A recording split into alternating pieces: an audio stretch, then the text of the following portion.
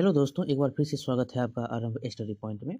आज हम पढ़ेंगे क्लास 5 ईवीएस का यह 19वां अध्याय है, किसानों की कहानी, बीज की जुबानी। तो चलिए इसको हम शुरू करते हैं। यहाँ से जो आपको पॉइंट पूछे जाएंगे उसके बारे में हम चर्चा करेंगे और नाम जो यहाँ से पूछे जाते हैं, नाम आपके शहर के भी नाम पूछ लिए जाते हैं, उसके कैरेक्टर के भी नाम पूछ लिए जाते हैं। तो चलिए उनके बारे में भी पढ़ते हुए हम निकलेंगे। शुरू करते हैं। मैं हूँ नन्हा बाजरा। साल बहुत साल पहले सन जो है 1940 में मुझे लकड़ी के इस सुंदर बक्से में रखा गया था। आज मैं तुम्हें अपनी कहानी सुनाना चाहता हूँ। यह सिर्फ मेरी नहीं, मेरे किसान दामजी भाई, याद रखना है इनके बारे में कि परिवार की कहानी है। अगर आज ना सुनाई तो शायद फिर कभी नहीं सुना पाऊँ। मैं जन्मा था गुजरात के बान गांव, ये नाम रखना है, गुजरात के बान गांव को याद रखना है। यहाँ से क्वेश्चन पूछे जा सकते हैं। उस साल बाजरे की फसल बहुत अच्छी हुई थी। गांव में त्योहार का माहौल था। हमारा इलाका अनाज, साग, सब्जी के लिए बहुत मशहूर था। दामजी भाई हर साल अच्छी फसल के कुछ बीज अगले साल के लिए रखा करते थे। इसी तरह हम बीजों का वंश चलता रहा। इसी तरह जो है इस बीजों का वंश चलता। सूखी लौकी को मिट्टी से लीप कर उसमें बीजों को रखा जाता।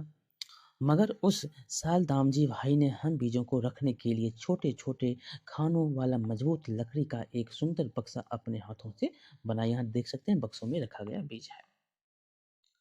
हम कीड़ों से बचाने के लिए उसमें नीम की पत्तियां बिछाई। नीम की पत्ती देख सकते हैं आप। तब तब और बीजों के साथ मैं भी यहीं रहने लगा। उस समय दामजी भाई के सभी चचेरे भाई भी उनके साथ भी रहते थे। गांव वाले एक दूसरे के खेतों में हाथ बटाते। जब नई फसल तैयार हो जाती तो सब साथ साथ त्योहार बनाते। तब के खाने पीने की तो बात ही अलग थी। सर्दियों में तो सर्दियों में खेत में ही ताजी सब्जियों को मसाले के साथ जो है एक मटके में भरते और उसको सील बंद कर देते। कोयले के अंगारे कोयले के अंगारों में मटकों और को उल्टे रखकर सब्जी को पकाया जाता। कोयले के यहाँ पर देख सकते हैं कैसे सब्जी पक रहे हैं। इस समय सब्जी को कहते हैं उधियू। क्या? उधियू। गुजराती में उधियू को का मतलब होता है उल्टा, उधिया जाता है, ऐसे बोलते हैं इसको। उधियू मतलब बोला जाता है गुजराती में उल्टा। उधियों के साथ मिट्टी के चूल्हे में पकी बाजरे की रोटी की सौंधी खुशबू, वाह! साथ में घर के दूध का मक्खन, दही और जितनी चाहे उतनी छाछ। ये यहाँ तक हम पढ़े। और उसके बाद यहाँ पर देखिए, इससे पहले हम शिक्षक का संकेत पढ़ेंगे। पाठ के शुरू करने से पहले बच्चों के उसके अनुभव को बस सुनने के लिए कहता है। पाठ में बाजरा मात्र एक उदाहरण है। बच्चे अपने इलाके में उगने वाले फसलों तथा सब्जियों के उगाने में जो बदलाव देखते हैं उनके बारे में बताने को कह सकते हैं, जो कि एक बाजरा यहाँ पर उदाहरण दिया गया है। आप यहाँ पर बता सकते हैं गेहूँ, मक्का, जौ इत्यादि फसल कैसे उगते हैं उनके बारे में, धान, इसके बारे में बता सकते हैं आप। तरह तरह की सब्जियाँ अलग अलग मौसम में जो है उगाई जाती हैं। गोभी जो है, भुट्टा जो आप जानते हैं, बैगन और लौकी, ये सब जो है अलग अलग जो है मौसम में उपजाए जाते हैं। किसान अपनी ज़रूरत के अनाज सब्जी घर में रखकर बाकी शहर के दुकानदारों को बेच देते। अनाज और सब्जियों के अलावा कभी कभी थोड़ी कपास भी उगाई जाती। सूत की कताई और बुनाई भी घर में ही चरखों और जो है करघों पर की जाती थी। यहाँ पर बताने के लिए कहता है कि क्या तुम्हारे गांव में रोटियां बनती हैं? किस अनाज में? गेहूं के बनते हैं, जौ के बनते हैं, बाजरे के बनते हैं। ज़्यादातर आप जानते हैं गेहूं के आटे जो है रोटी बनते हैं। मक्का के भी रोटी बनते हैं। क्या तुमने कभी ज्वार या बाजरा की रोटी खाए हैं? तुम्हें कैसी लगती है? कैसी लगती है? वो अच्छी लगती है, आपको खाने में मजा आता है। आगे है, पता करो और लिखो तुम्हारे घर में अनाज और दालों को कीड़े से बचाने के लिए क्या क्या करते हैं। तो आप बता सकते हैं। उसके लिए दवाई आप भी देते हैं, उसको धूप में अच्छी तरह से सुखाते हैं, उसको डिब्बे बंद में रखते हैं। आगे है, अलग-अलग मौसम में खेती से जुड़े त्योहार कौन-कौन से हैं? इनमें से किसी एक त्योहार के बारे में जानकारी इकट्ठा करने के लिए कहता है। जैसे यहाँ पर दिया गया है त्योहार का नाम, किन मौसम में बनते हैं और किन-किन राज्यों में मनाया जाता है, क्या-क्या खाना पकाया जाता है, उस त्योहारों में कैसे उस त्योहार को कैसे बनाते हैं, सब मिलकर अपने अपने घरों में कैसे बनाते हैं। तो आप बता सकते हैं यहाँ पर त्योहार का जो किस मौसम में बनाया जाता है, जो आप एक नाम बता सकते हैं, जैसे हो गया लोहड़ी, होली, बैसाखी, ये सब जो हैं प पर्व बनाए जाते हैं। जैसे आप किस मौसम में बनाया जाता है लोहड़ी को, ये तो प्रत्येक वर्ष जो है जनवरी के 14-15 तारीख को ये लोहड़ी बनाए जाते हैं, 13 तारीख को।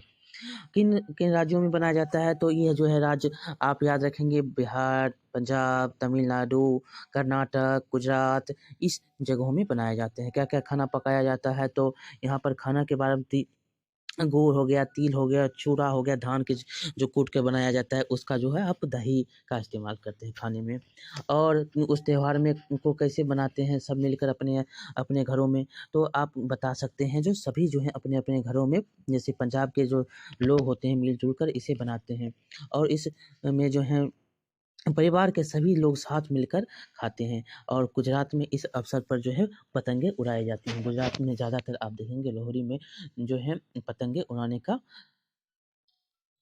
आपको मिलेगा। अपने घर के बारे में घर में बड़ों से पूछो क्या खाने में कुछ ऐसी चीज़ें हैं जो उनके ज़माने में बनाई जाती थी, अब नहीं हैं। तो ऐसे बहुत से चीज़ें हैं जो उस ज़माने में बनते थे।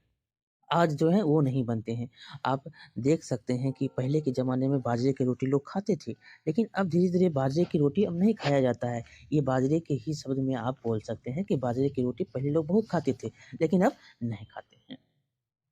अभी वो महँगे हो गए, उसकी उपजाऊ जो है वो बहुत कम हो गया है। यहाँ पर दिया गया है कि तुम्हारे इलाके में कौन-कौन से अनाज, साग-सब्ज़ी उगाए जाते हैं? क्या तुम्हें इस इलाकों में कोई ऐसी चीज़ें उगाई जाती हैं जो दूर-दूर तक के लिए मशहूर है? जैसे आप बदलाव यहाँ पर क्या-क्या इन चीज़ों के लिए पहचान पा रही हैं, देख सकते हैं ये मक्का है, ये आप गेहूँ देख सकते हैं, मूँग है, तिल है, ये आप पहचान सकते हैं। ये सरसों है क्या ये? सरसों है, राई इसको बोलते हैं, तोरी की राई, ये आप बता सकते हैं। जो मशहूर है दूर-दूर तक के लिए गेहूँ देखिए, मक्का है, मूँग है, ये सब क्या मशहूर है दूर-दूर तक अपने देशों से बाहर भी। बदलाव को पढ़ेंगे तो कुछ सालों में गाँव में कई बदलाव आए। कुछ जगहों पर नहर का पानी पहुँच गया। कहते हैं दूर किसी बड़ी नदी पर बनाए बाँध से यह पानी जो है यहाँ लाया गया था। फिर बिजली भी पहुँच गई, बस बटन दबाओ तो रोशनी। धीरे-धीरे सभी लोग एक दूसरी जगह जो है गेहूँ, कपास की फसल उगाने लगे, जिन्हें बेचकर ज़्यादा फ़ायदा हो। दामजी भाई के खेतों में हम ज्वार, बाजरे और साग-सब्जियों की तो छुट्टी ही हो गई। किसान बीजों को भी बाज़ार से खरीदने लगे। अब जो है किसान बीज भी बाज़ार से खरीदने लगे। लोग कहते हैं नई तरह के बीज हैं, अब किसानों को पुराने बीज रखने की ज़रूरत नहीं थी। अब तो खास मौके पर ही मिलकर खास खाना पकाया जाता है। सब पुराने खाने के स्वाद को याद करते हैं, मगर बीज ही बदल गए तो स्वाद कैसे ना बदले। फिर बाजार में खरीदी सब्जी से घर की ताज़ी सब्जी का मज़ा थोड़े ही आ सकता है। आप जानते हैं घर में जो सब्जी बनेगा, जो बाजार में सब्जी उसके क्या होंगे स्वाद अलग होते हैं। आगे है कि दामजी भाई अब बूढ़े हो गए थे। उनका बेटा हसमुख, बेटे के नाम को याद रखेंगे हसमुख, खेती और घर का जिम्मा संभालने लगा। हसमुख खेती से खूब मुनाफा कमा रहा था। उसने अपने पुराने घर को नया बनाया, खेती में भी नई-नई चीजें लगाई, पानी के लिए बिजली का पंप लगाया, शहर में आने-जाने के लिए मोटरसाइकिल खरीद ली और जमीन जोतने के लिए ट्रैक्टर। जो काम करने में बैलों को कई दिन लगते थे, वह काम जो है ट्रैक्टर कुछ ही समय में कर लेता। हँसमुख कहता, अब हम सोच समझ कर खेती कर रहे हैं, वही उगा रहे हैं जो बाजार में बेचा जा सके।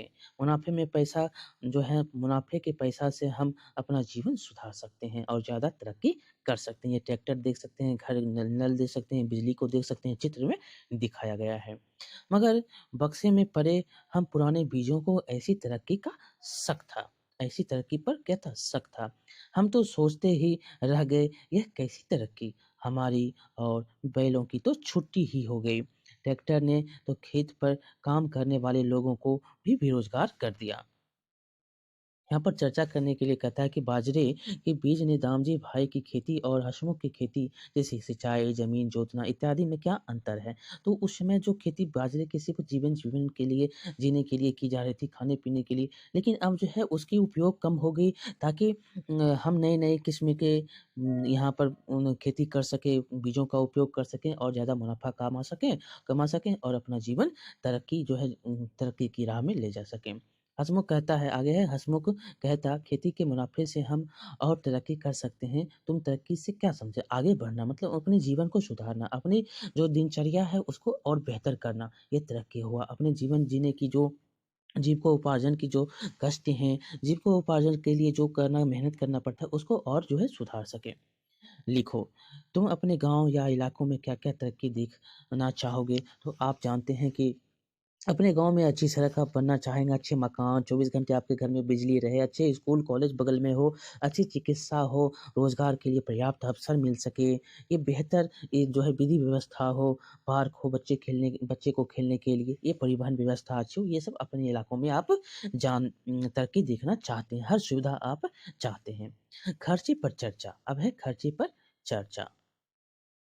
अगले 20 सालों में बहुत से बदलाव आए। गाय, बैल नहीं तो गोबर की खाद भी नहीं। हँसमुख ने नई महँगी खाद डालनी शुरू की। नए बीज ऐसे थे कि उनसे उगी फसल पर जल्दी कीड़े लग जाते। फसल पर दवाइयों का छिड़काव भी करना पड़ता। शिक्षक का संकेत है कि बच्चों के अनुभवों को आधार बनाते हुए चर्चा की जाए कि किसानों जो है फसलों के उगाने में कैसे-कैसे बदलाव आए और उनके क्या-क्या कारण हो सकते हैं। अखबारों का भी इस्तेमाल बच्चों को करने के लिए यहाँ पर कहता है। आगे कि उफ़! क्या बदबू थी उनकी, ये जो स्प्रे जो कर रहे हैं उसकी बात हो रही है। हँसमुख का काफ़ी पैसा इन सब पर खर्च होने लगा। नहर का पानी कम हो रहा था। अब हँसमुख के गाँव में सभी ने अपने-अपने पंप लगाकर ज़मीन के बहुत नीचे से खूब पानी खींचा। खर्चे पर खर्चे, मुनाफ़े का पैसा बैंक के कर्ज़े में कटने लगा। मुनाफ़ा भी क्या, सब जो है जब सभी लोग कपास उगाते तो कपास की कीमत भी जो है कम ही मिलती। सभी लोग कपास ही उगाते तो कपास की कीमत क्या हो जाती? कम हो जाती। एक दवाई जो है एक ही तरह के फसल बार-बार उगाने से और दवाइयों ने जैसे ज़मीन की जान ही खींच ली। खेती करना और उससे अपना गुज़ारा चलाना अब मुश्किल होता जा रहा था। शुरू में तो अच्छा था लेकिन बाद में क्या हुआ? ये मुश्किल होने लगा। हँसमुख भी पहले जैसा ना रहा, चिड़चिड़ा हो गया, उसका जवान बेटा परेश, क्या नाम है? परेश, पढ़ लिख कर खेती का काम नहीं करना चाहता। बैंक का कर्जा चुकाने के लिए ट्रक ड्राइवर का काम करने लगा और कभी-कभी रात भर घर नहीं लौटता, कभी हफ्ते भर भी नहीं, परसों घर आया तो कुछ ढूँढने लगा। तो माँ से पूछने लगा, "बा, दादाजी का वह पुराना बीजों का बक्सा कहाँ है? ट्रक को ठीक करने वाले औजार रखने के काम आएगा।" यहाँ पर ये बता सकते हैं कि ट्रक को अब ठीक करने के औजार जो हैं, उसी के बक्से में अब लाए जाएँगे, काम में लाए जाएँगे। अब समझे, मैंने तुम्हें अपनी कहानी क्यों सुनाई? यहाँ पर जो है अब उसकी जो है जो बीज के रखने के लिए काम आते थे वो बक्से अब क्या हो गए तो वो ट्रक इसके जो औजार हैं उसके रखने के काम आने लगे। सोचो और चर्चा करो आगे चलकर हँसमुख की खेती का क्या हुआ होगा? तो आगे चल के जो जो हँसमुख की खेती है वो ज़्यादा उर्वरक के कारण वो ख जो है उनकी खेती पूरी तरह से खत्म होने लगी। ट्रैक्टर के लिए जो कर्ज़ लिए थे बैंक से वो नहीं चुका पाया था और उनकी खेती जो है पूरी तरह से बर्बाद हो गई थी। यहाँ पर देख सकते हैं कि हँसमुख का बेटा परेश जो है वो खेती करना नहीं चाह रहा था। वो क्या चला रहा था? तो ट्रक चला रहा था, तो उसकी खेती क्या हुई? तो खत्म हो गई थी। शिक्षक का संकेत है कि बच्चों को अपने शब्दों में सोचने के लिए प्रेरित करें कि वो तरक्की या विकास से क्या समझते हैं, क्या चाहते हैं। दुनिया भर में हो रही बहस से भी इस चर्चा को यहाँ पर जोड़ सकते हैं जैसे विकासशील देशों में किसानों की ज़रूरतें, देसी बीजों और पौधों को बचाने की कोशिशें, देसी नुस्खों और दवाइयों पर किसका हक, किसानों का या बड़ी-बड़ी विदेशी कंपनियों का। आप बता सकते हैं कि देसी नुस्खों और जो दवाई है उसमें किसानों का हक होता है, लेकिन अभी देख सकते हैं कि ये बदलती दुनिया में आपको बहुत सारे फैक्ट्रियाँ या दवाइयाँ की जो फैक्ट्री हैं उसका हक बढ़ता जा रहा है। लोग जल्दी जो है जल्दी से जल्दी कुछ करने की चाह में अपनी ज़मीन को जो है बंजर बनाने की जो है कोशिश कर रहे हैं। वो ये नहीं चाह रहे हैं कि जो प्राकृतिक खेती है उसको बढ़ावा दें। वो बढ़ाने की बजाय ज़्यादातर ज़्यादा खादों का उपयोग कर रहे हैं। जो आप गोबर का उपयोग कर रहे हैं उसका में ज़्यादा फ़ायदा होता है, उसमें कीट-मकोड़े जो है कम लगते हैं। लेकिन ज़्यादा से ज़्यादा लोग आज क्या कर रहे हैं, तो उसको छोड़कर बहुत सारे खाद का उपयोग कर रहे हैं। इससे क्या हो रहा है ज़मीन बंजर हो रहे हैं। दादा दामजी भाई के बेटे हँसमुख ने अपने पिता की तरह खेती करना पसंद किया। हँसमुख का बेटा जब परेश खेती ना करके ट्रक चला रहा था उनसे ऐसा क्यों किया? तो क्या? तो खेती में जो क्या होने लगी? घाटा होने लगी थी। बीच को शक था कि जो हँसमुख के साथ हुआ, वह तरक्की नहीं है। तुम्हें क्या लगता है ये? सही है, जो हँसमुख के साथ हुआ वो तरक्की नहीं है क्योंकि उसकी जो खेती थी, उसकी जो व्यवस्थाएँ थी वो थोड़ी कम दिन के लिए थी। वो करना तो चाह रहा था लेकिन वह उसकी खेत की जो उर्वरक क्षमता थी वो क्या होने लगी? कम होने लगी। लोग जो है एक ही खेती को कर रहे थे और दाम क्या होने लगे? कम होने लगे। जैसे बाजरे के ही खेती हो रहे हैं, राई के ही खेती हो रहे हैं, तो उसके दाम सभी किसान अगर एक साथ करें तो उसके दाम कम हो रहे हैं, तो यहाँ पर किसान को मार पड़नी झेलनी पड़ रही है। आगे पढ़ेंगे कि क्या तुम्हारे आस-पास कुछ ऐसे बदलाव हैं जिन्हें तरक्की मानने में कोई दिक्कतें भी नहीं हैं, वो क्या हैं? तो आप बता सकते हैं जो कि आपके आस-पास अगर कोई बदलाव हो रहे हैं, तो आप बताएँगे कि किसान खेती के बजाय अब फैक्ट्री में काम करना पसंद कर रहे हैं। और आप ये भी देख सकते हैं स्कूल जो है, अस्पताल हैं, ये सब बनने हो शुरू हो गए हैं। ये तरक्की हो गया, ये विकास हो गया। अखबार में छपी रिपोर्ट और उस पर चर्चा करो। यहाँ पर अखबार में जो छपा रिपोर्ट है, उस पे चर्चा करने का कहता है। मंगलवार मंगलवार 18 दिसंबर 2007 आंध्र प्रदेश। यहाँ के कई किसान खेती में हुए घाटे के कारण बैंक का कर्जा नहीं चुका पाए। उन्हें जेल भेज दिया गया। ऐसे ही एक किसान हैं नालप्पा रेड्डी। याद रखना है इनके नाम को बहुत बार पूछा गया है। यहाँ से क्वेश्चन बहुत बार पूछे गए हैं। कौन किसान है? तो नालप्पा रेड्डी। ये उन्होंने बैंक से 24,000 रुपये कर्जा लिए। यह आंध्र प्रदेश का भी नाम आपको याद रखना है। यह कर्जा चुकाने के लिए उन्होंने शाहूकार से भी भारी ब्याज का पर जो उन्होंने कर्ज लिया था। कुल 34,000 रुपये देकर भी उनका सारा कर्जा ना पूरा हुआ। वे कहते हैं ये बैंक किसानों को तो छोटा सा कर्जा ना चुकाने पर जेल भेज रहे हैं, पर बड़े व्यापारी उद्योगपति जो करोड़ों का कर्जा नहीं चुकाते उन्हें कुछ नहीं कहते। देश के सैकड़ों किसानों की खेती में हुए घाटे की कहानी आंध्र प्रदेश के नालप्पा रेड्डी जैसी है। सरकारी आंकड़ों के अनुसार इन्हीं कारणों से सन 1997 से लेकर कब तक 2005 तक 1.5 लाख किसान अपनी जान जो है वो मर चुके हैं। वो खुद की जान आत्महत्या कर चुके हैं। यह संख्या शायद इससे भी ज़्यादा है, 1.5 लाख से भी ज़्यादा 2005 तक, 1997 से 2005 तक जो किसान कर्ज में से डूब गए, वो अपनी मृत्यु जो है खुद चुन लिए, वो आत्महत्या कर लिए। प्रोजेक्ट कार्ड यहाँ पर दिया गया है कि तुम्हारे मन में खेती से जुड़े क्या-क्या सवाल हैं, उनके बारे में बता सकते हैं। सब मिलकर कुछ सवाल बनाओ और किसान से पूछो जैसे कि किसान एक साल में कितनी तरह की फसल उगाते हैं?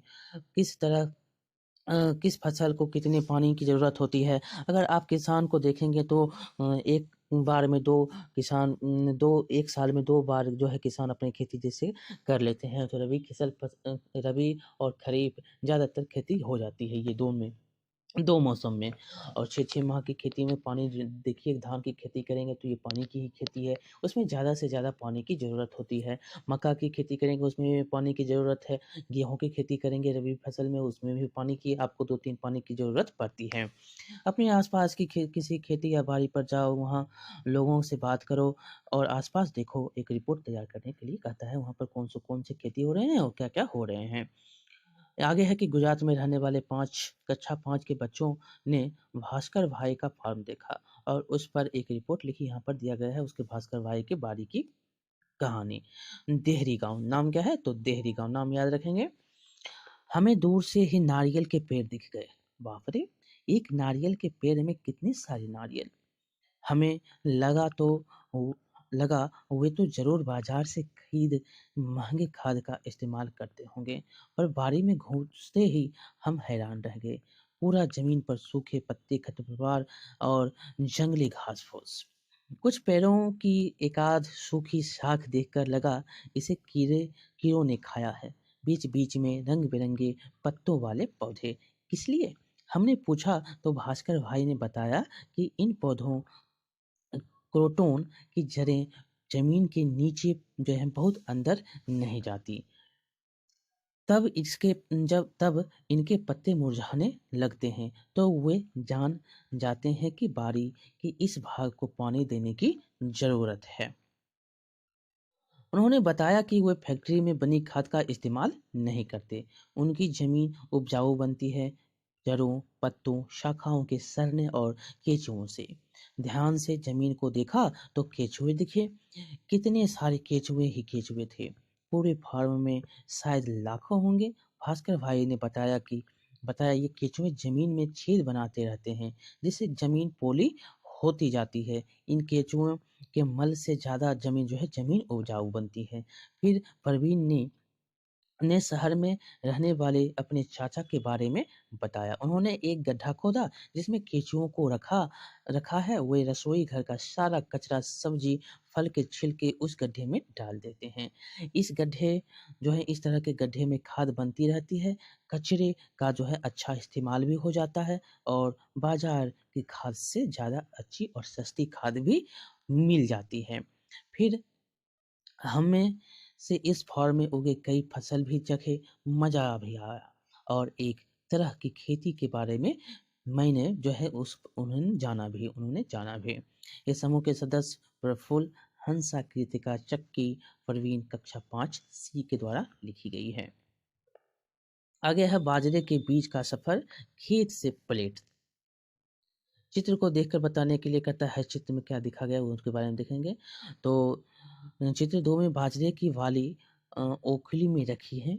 मूसली से कूटकर बाजरे के दानों की जो बाली है उसको अलग करते हैं और अलग किए गए बाजरे के दाने चित्र 3 में दिखाए गए हैं जो देखे गए हैं उसमें देखेंगे दिख रहे हैं। आजकल यह काम हाथ से नहीं बल्कि किससे? तो मशीन थ्रेसर से किया जाता है। जो आप मूसली में कूटते थे वो अब थ्रेसर काम करता है। दोनों ही एक काम करने में अलग-अलग तरीके हैं जिन्हें हम तकनीक भी कह सकते हैं। यहाँ पर देख सकते हैं चित्र में आपको दिखाया गया है, दिखाई गई चित्र में आप देख सकते हैं कि 5-6 तकनीक का आटा तैयार किया जाता है, छलनी का इस्तेमाल किया जाता है। जैसे देखिए यहाँ पर बाजरे की बाली तोड़ी जाती है, उसको कूटा यहाँ पर जाता है, यहाँ पर अलग किया जाता है। उसके बाद वहाँ पर देख सकते हैं जाँता से फिर इसको पीसा जाता है, पीस कर तैयार किया जाता है। फिर उसकी जो है आटे को पानी के साथ अ, मिलाकर गूँथा जाता है। यहाँ पर देखिए फिर बेला जाता है, उसके बाद यहाँ पर सेंका जाता है और फिर रोटी तैयार। बाजरे की रोटी तैयार हो जाती है। इस प्रकार से 6 8 9 तरीके से 9 प्रकार से उसको गुज़रना पड़ता है। किसको? बाजरे की रोटी को। खेत से लेकर ये आपके प्लेट तक आते हैं। यहाँ पर क्या समझे? तो हमारे खाने में कई बदलाव आए हैं। अ, ऐसा कैसे कह सकते हैं? बाजरे के बीज की कहानी और बड़ों से मिली जानकारी के आधार पर यह इसमें लिख सकते हैं बाजरों के बीज की कहानी। बाजरे की खेती अब बहुत ही कम की जाती है। राजस्थान वहाँ पर बाजरे की अभी भी खेती हो रही है, सबसे ज़्यादा वहाँ पर होती है। लेकिन अब बहुत कम शहरों में आपको बाजरे की खेती बहुत ही कम जगह मिलती है। अलग अलग कब अगर सभी किसान एक ही तरह के बीज बोए, एक ही तरह की फसल बोएँ तो क्या होगा? तो उसके दाम घट जाएँगे और आमदनी क्या होगी? कम होगी। यहाँ पर शिक्षक का संकेत है, यहाँ से भी आप समझने की कोशिश करेंगे। तकनीक से हमारी समझ अक्सर मशीन या बड़े औज़ारों तक ही सीमित होती है, पर कोई तरीका या प्रक्रिया भी तकनीक होता है। कोई तरीका प्रक्रिया से आप काम करते हैं, वो भी तकनीक ही है। उदाहरण के लिए आटे को गूँथना भी एक तरह का तकनीक है। इस बात पर कक्षा में बातचीत करके समझ बनाई जाए। सूखे आटे को छानना, फिर धीरे-धीरे उसको पानी से गीला करते हुए गूँथते गूँथते जाना। हाँ, कभी ढेर पानी जो है अगर आप डाल देते हैं तो पछताएँगे, क्योंकि जाने उस तकनीक से आप जो है कोई जानते हैं कि वो क्या गीला हो जाएगा। और अंत में जब आटे का सही स्वरूप हो जाता है तो उसे लपेट कर इकट्ठा कर लेते हैं, और इस तकनीक से आपको तकनीकी को शब्दों को बता पाना मुश्किल होता है। मुश्किल तो है, पर समझो पर उनको समझना ज़रूरी है। इस तकनीक को आप समझ सकते हैं। ये यहाँ से आप तकनीक के बारे में जानते हैं, कैसे एक जो है रोटी को तैयार किया जाता है। ये क्या है? ये भी एक तकनीक ही है, मशीन ही नहीं बल्कि आप अपने खुद से जो करते हैं वो भी एक तकनीक ही है। तो चलिए ये चैप्टर यहाँ से समाप्त होते हैं। नरप्पा रेड्डी के बारे में यहाँ से पूछा जाता है, बहुत बार पूछा जाता है। आप यहाँ से बना लेंगे क्वेश्चन को, बाजरे के बारे में भी बता देंगे। तो चलिए मिलते हैं अगले वीडियो में, तब तक के लिए लाइक करेंगे, शेयर करेंगे और सब्सक्राइब करना नहीं भूलेंगे। बहुत-बहुत धन्यवाद।